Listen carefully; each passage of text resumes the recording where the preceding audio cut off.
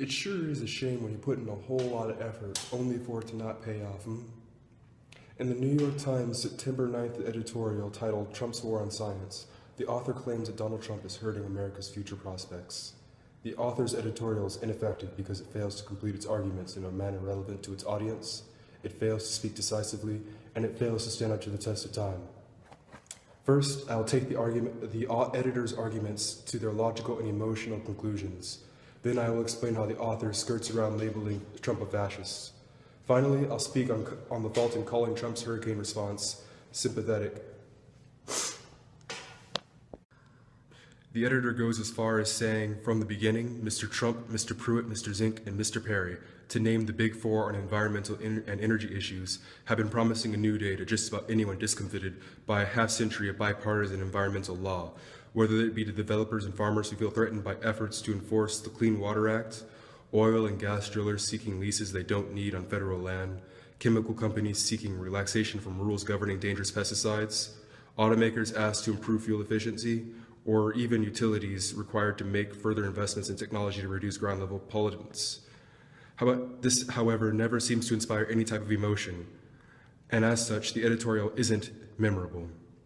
If the editor further explains the implications of the facts that they just throw out there, and how those implications affect their audience, the average American, then their audience will care more about the issues that the editor is writing about. For example, the Clean Water Act will enable those who use fertilizer to use it in a less regulated manner. This can lead to algae blooms and dead zones, which means less drinking water and less fish.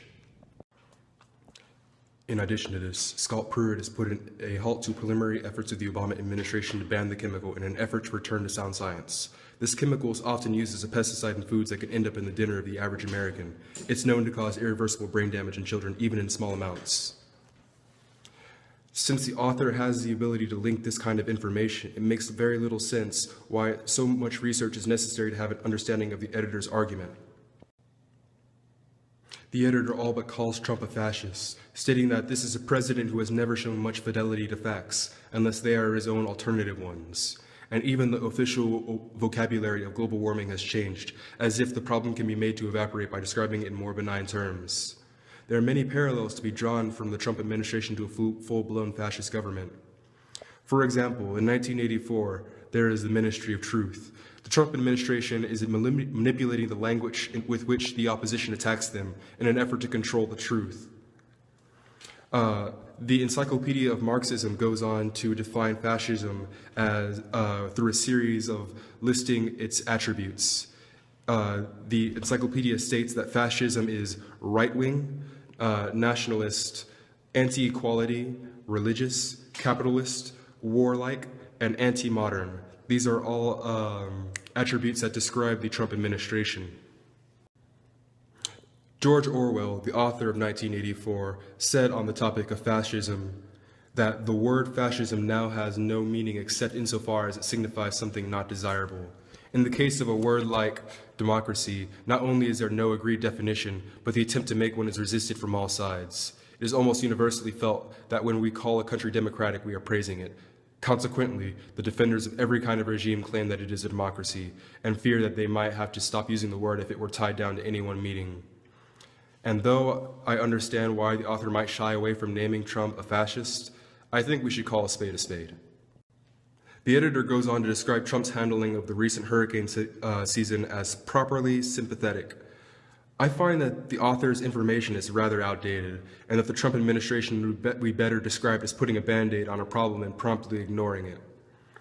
To support this, I have the Whitefish Conspiracy. A contract for rebuilding Puerto Rico's infrastructure somehow ended up in the hands of a two-man company from Montana named Whitefish Energy. As details of the contract came forward, an audit of the contract was requested by the government, and promptly the contract fell apart. Interesting how this happens once questions are raised of why the company was awarded the contract when there are better options in the first place. And America has a duty to help Puerto Rico. Puerto Ricans are Americans. They're suffering and they're dying without access to power, supplies, or the roads to reach them. For 2 months, Puerto Rico has suffered. The hurricanes exhausted the budget of FEMA. It's a shame we're putting all our taxes towards a tax break for the rich. The article was written on the September 9th, which explains its dated assessment of Trump's disaster management talents. The hurricanes landed on August the 30th, September the 3rd, and Maria landed in September the 18th. The editorial describes a future where almost all Americans stand to lose, a future where speaking against the establishment is no longer possible, a future that forewarns the fall of the American empire. The author should make a greater effort in the future to reach their audience on an emotional level, and shouldn't shy away from calling a spade a spade. In the meantime, America must watch Trump and question his every action and movement, lest our vast wealth disappear into the swampy Trump administration without a trace.